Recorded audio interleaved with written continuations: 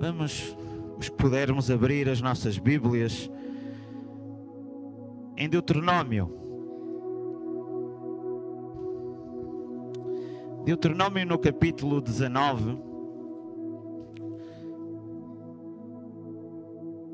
No verso 15, nós vemos aqui uma chamada quase lei universal. Uma lei que é baseada em provas, em evidências, no qual nós podemos analisar e pensarmos de que maneira que nós podemos ter a certeza, de que maneira que podemos nos acreditar em algo que aconteceu e nós não vimos. Isto acontece frequentemente quando alguém nos conta alguma coisa e, de certa forma, nós não temos provas, não temos evidências. E aqui em Deuteronômio nós vemos aqui que diz: uma só testemunha não se levantará contra alguém. Estamos a falar às vezes da palavra de uma pessoa contra outra pessoa.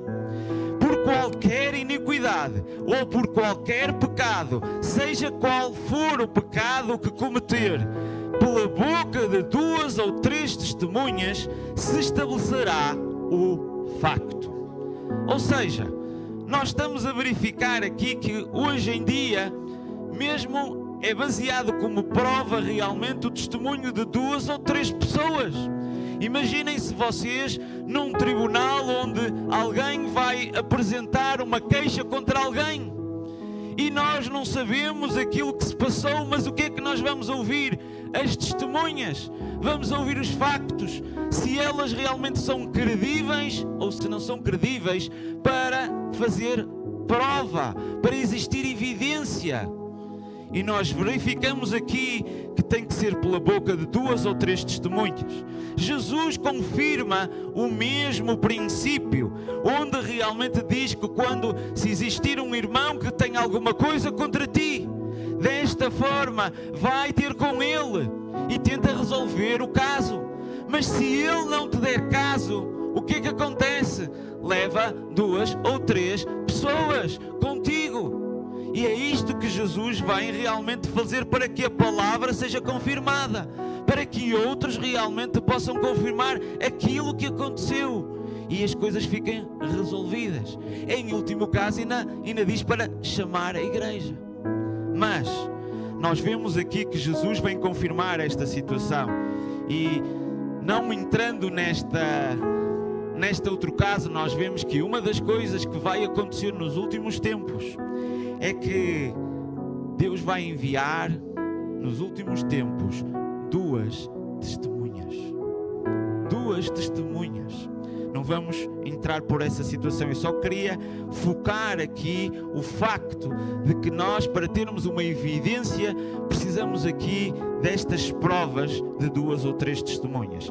E nós verificamos aqui que realmente, com base de provas e evidências, nós atualmente, hoje em dia, até a própria ciência, realmente muitos feitos da antiguidade são considerados verídicos, como escritos de 1 ou 2 pessoas. Eu vou-vos fazer esta pergunta: quem é que já ouviu falar num personagem que se chamou Alexandre o Grande? Quem é que já ouviu falar deste personagem? Um grande conquistador da Grécia. Nós verificamos que só existem 2 relatos, 2 escritos, por Ariano e Plutarco. Ou seja, estas 2 pessoas, 400 anos depois de Alexandre o Grande, escrevem sobre ele. E é os únicos escritos que nós verificamos. E hoje em dia toda a gente sabe que realmente o Alexandre o Grande conquistou e houve um império realmente grego dessa forma. Nós verificamos também de Sócrates. Quem é que ouviu falar de Sócrates? Estamos a falar o pai da filosofia moderna, da ocidental. Sócrates, em que ele realmente diz: só sei que nada sei. Todos nós verificamos e aprendemos hoje em dia nas escolas, aqueles que estudam filosofia. O que é que acontece? Sócrates não escreveu absolutamente nada. Nada. Foi realmente dois dos seus discípulos, que Platão e Xenofonte, que escreveram muitos das frases que hoje em dia nós conhecemos desta maneira. Outro dos grandes feitos em que nós, de certa maneira, conhecemos a chamada conquista de Júlio César à Gália. Nós conhecemos mais estes feitos por causa dos livros do Asterix, os gauleses, em que só existe um relato, e é pelo próprio Júlio César que escreve isto. E é por isso que realmente nós vemos a história dos gauleses a dizer que nunca foram conquistados, mas existe um escrito pelo próprio Júlio César que realmente conquistou a Gália. Só existe um relato. E o que eu quero realmente tentar transmitir é que nós, pela história, nós olhamos para muitos feitos só por uma testemunha ou por duas testemunhas. E quando nós olhamos para os feitos de Jesus, irmãos, nós temos várias testemunhas. Várias. Por isso, nós quando verificamos, quando Jesus disse: eu e o Pai somos um, ele afirmou aqui que realmente ele não é uma pessoa igual ao Pai. O verbo está na parte neutra, que é exatamente igual ao Pai. E quando ele afirmou isto, uma das coisas que nós podemos verificar é dizer isto: qualquer pessoa pode fazer. Qualquer pode dizer: olha, eu também sou Deus. Isto é fácil de fazer.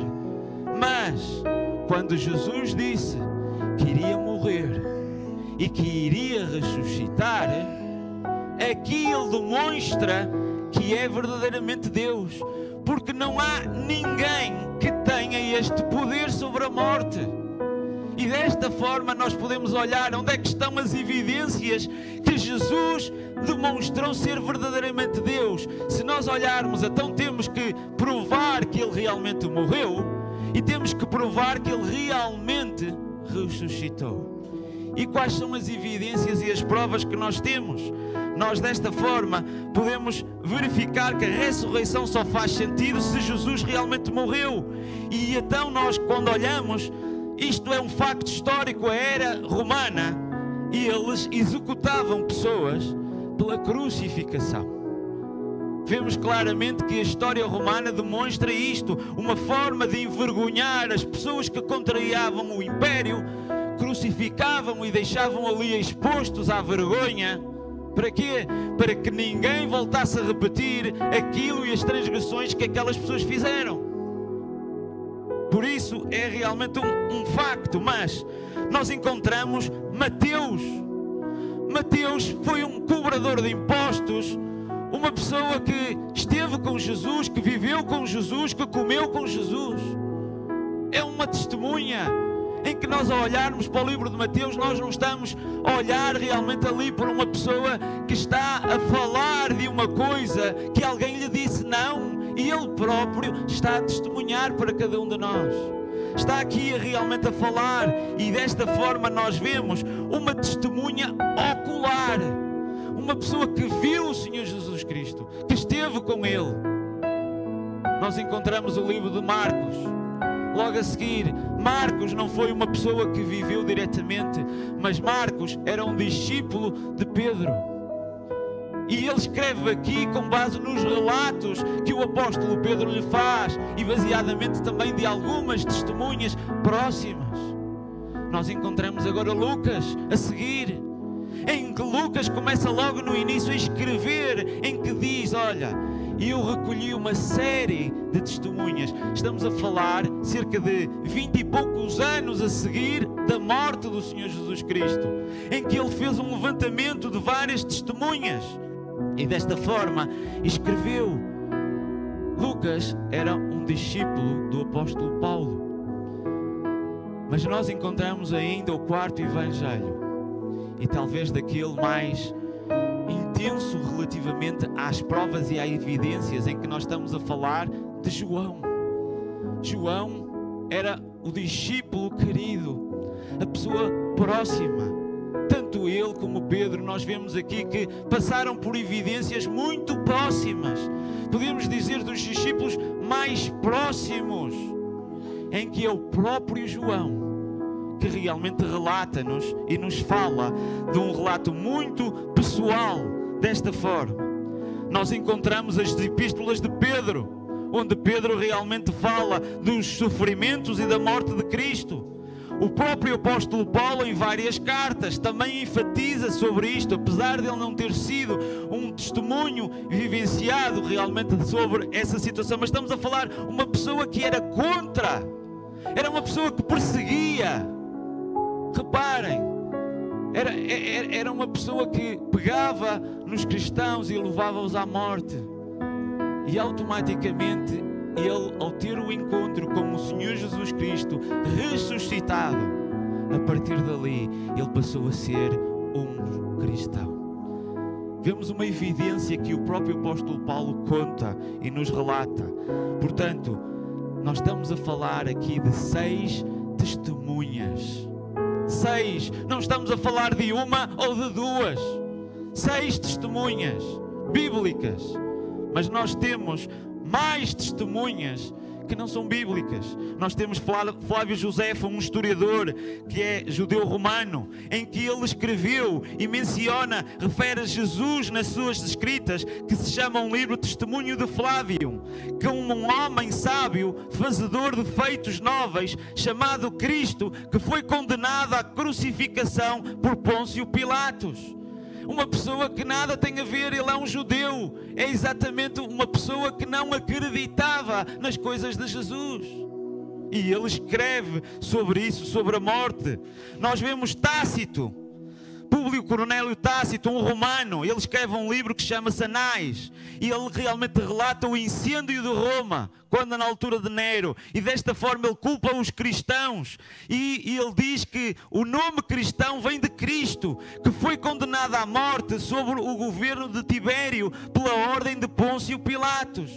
Vemos aqui um escrito que nada tem a ver com a Bíblia, um romano, que relata que Jesus morreu crucificado. Vemos também Marabar Serapião, um sírio filósofo, em que ele na prisão escreve ao seu filho, em que menciona vários sábios injustamente mortos, em que inclui o rei sábio dos judeus, que foi executado, cujos ensinamentos continuam vivos. E desta forma nós vemos aqui a relatar sobre o Senhor Jesus Cristo, em que morreu. Vemos Luciano também, em que ele escreve outro sírio, em que ele realmente era sático, um grego, em que ele diz que fala sobre os cristãos e do seu fundador a criticar, em que ele próprio diz, olha, os cristãos realmente adoram uma pessoa que foi crucificada na Palestina, e critica-os nesta situação de viverem de uma forma simples e generosa.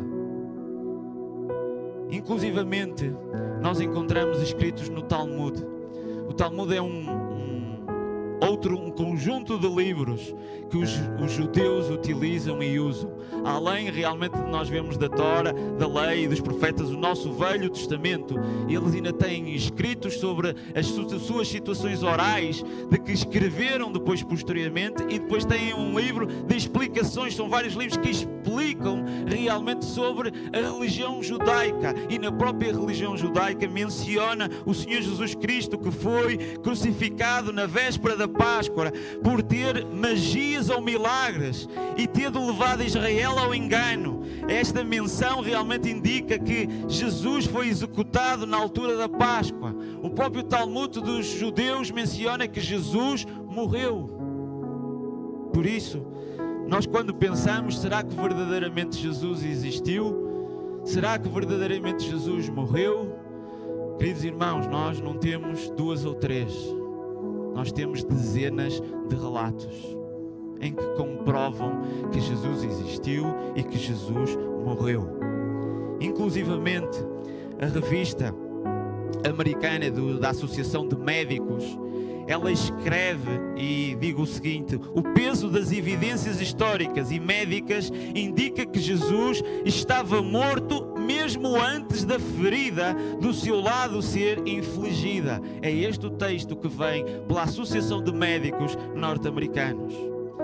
podemos ver inclusivamente alguns críticos que são ateus, em que realmente conseguem dizer claramente, não há discussão, realmente Jesus existiu e realmente Jesus morreu. Por isso, nós vemos aqui uma comprovação, uma prova realmente, e não estamos a falar de uma ou de duas. Desta forma, um outro segundo argumento que eu gostaria de realmente de nós podemos pensar é que isto houve muitos relatos muito precoces. Às vezes existem situações que se transformam em lendas passado vários tempos a seguir, em que um foi contado para o outro e o outro já exagerou e o outro foi contado outra coisa e que se transforma numa lenda. Mas o que nós encontramos é que realmente existiu provas históricas logo, imediatamente. Nós verificamos que logo a seguir houve relatos em que foram demonstrado, existem em 1 Coríntios, no capítulo 15, nós vamos já ler esse texto, em que ele fala que esta passagem, este relato foi passado e que foi um escrito que foi passado realmente logo a seguir, 1 a 3 anos depois da morte, logo a seguir. E Paulo recebeu este relato diretamente de Pedro e Tiago. Se nós verificamos em Gálatas, logo no início, ele diz: depois, passado 3 anos, fui a Jerusalém para ver Pedro e fiquei com ele 15 dias e não vi nenhum outro dos apóstolos senão Tiago, irmão do Senhor. Ora, acerca das coisas que vos escrevo, eis que diante de Deus, reparem, as coisas que vos escrevo, eis que diante de Deus testifico que não minto. Depois fui para as partes da Síria e da Cilícia. O apóstolo Paulo está aqui a falar realmente que esteve com Pedro e reparem, esteve com Tiago, irmão do Senhor. Este Tiago que inicialmente também não acreditava no seu próprio irmão. Nós vemos aqui que realmente houve esta transformação logo a seguir da sua ressurreição do Senhor. Ele passou realmente a crer. Mas o que é que nós estamos a ver é que durante este tempo, estes 15 dias, nós encontramos aquilo que nós vemos realmente em Coríntios. Porque primeiramente vos entreguei o que também recebi.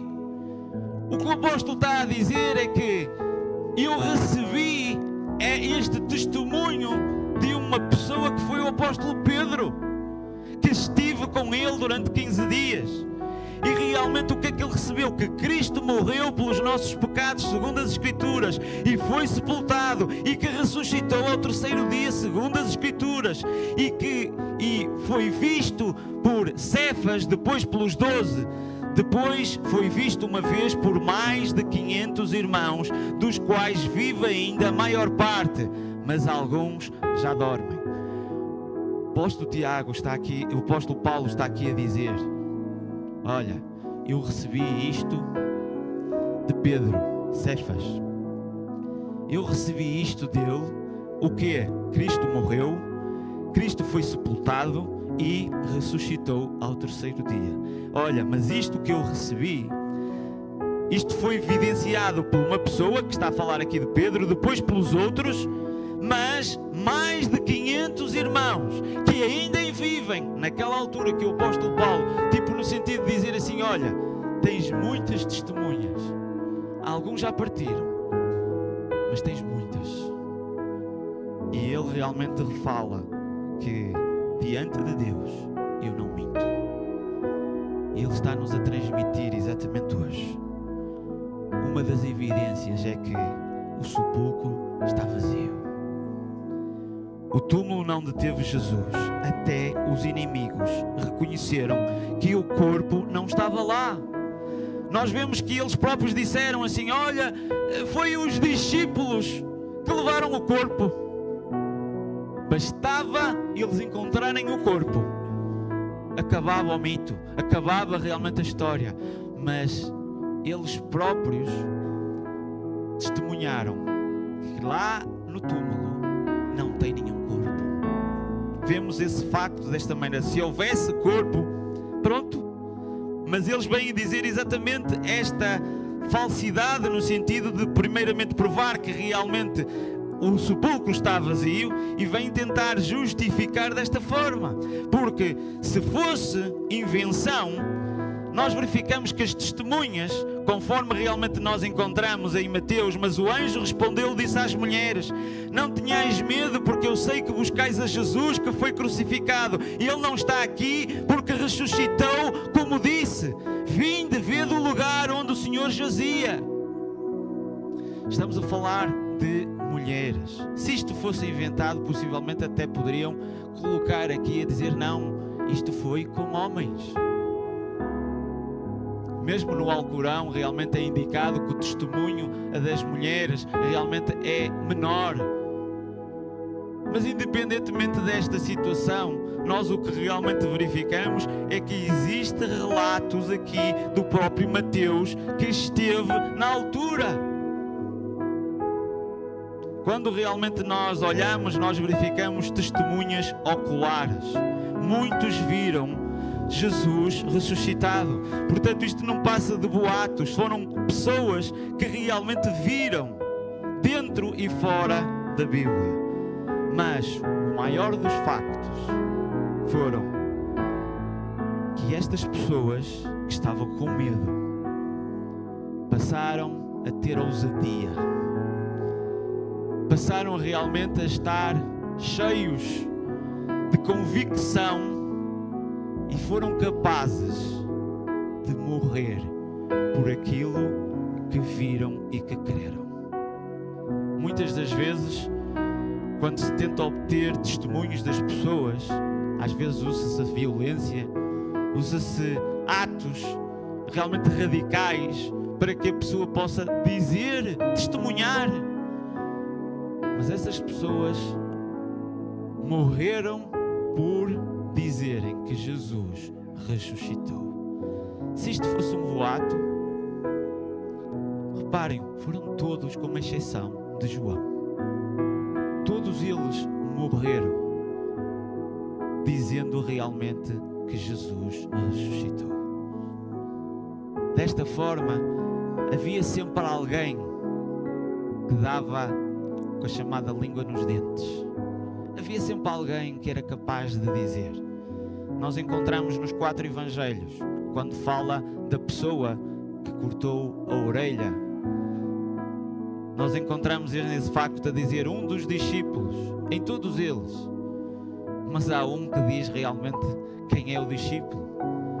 João diz: Pedro, foi ele. Enquanto que os outros diziam um dos discípulos e não disseram quem foi. Mas João vem a dizer: olha, foi Pedro que cortou a orelha. Desta forma, nós quando olhamos em Lucas, vede as minhas mãos e os meus pés, que sou eu mesmo, apalpai-me e vede, pois um espírito não tem carne nem ossos, como vedes que eu tenho. E dizendo isto, mostrou-lhes as mãos e os pés, e não acreditando eles ainda, por causa da alegria e estando maravilhados, disse-lhes: tendes aqui alguma coisa que comer? Então eles apresentaram-lhe uma parte de peixe assado e um favo de mel, e ele tomou e comeu diante deles. Uma pessoa no qual eles viram ressuscitado.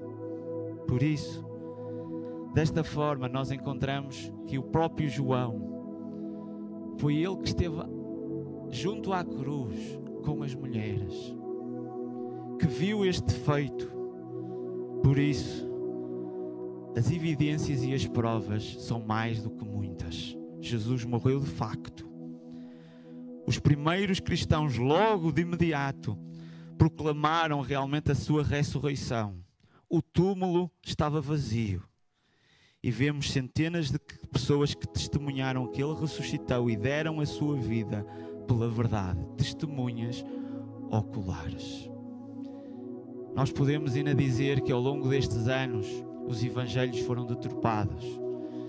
Mas foram encontrados há cerca de 75 anos atrás pergaminhos antigos que estavam escondidos ali no Mar Morto, em que demonstram que os textos que chegaram até nós, aqueles mantêm-se exatamente idênticos, e a palavra foi preservada até nós. este testemunho e a palavra de Deus é fiel e testemunha realmente que o Senhor Jesus Cristo disse quem era, que Ele era o próprio Deus. Por isso, queridos irmãos, perante estas evidências, perante estas provas, que nós possamos, da mesma maneira como os discípulos, anunciar aos outros que Jesus morreu, mas que ressuscitou e que Ele é o próprio Deus e provou ser. Mas, conforme já foi dito, Ele brevemente virá.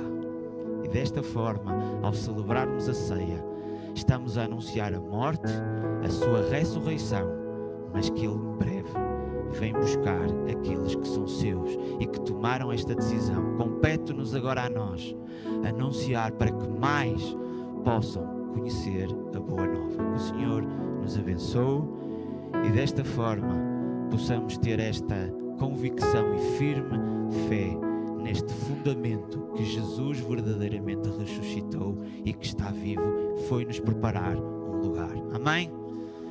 Queridos irmãos, vamos ter até um período na liberdade do Espírito. Vamos nos focar naquele que é digno, no Cordeiro que morreu, e possamos assim glorificá-lo, agradecer por aquilo que Ele fez por nós. Umas simples palavras: obrigado, Senhor Jesus. E desta forma vamos lembrar a sua morte, a sua ressurreição e realmente termos assim estes momentos na liberdade do Espírito. Que o Senhor nos abençoe.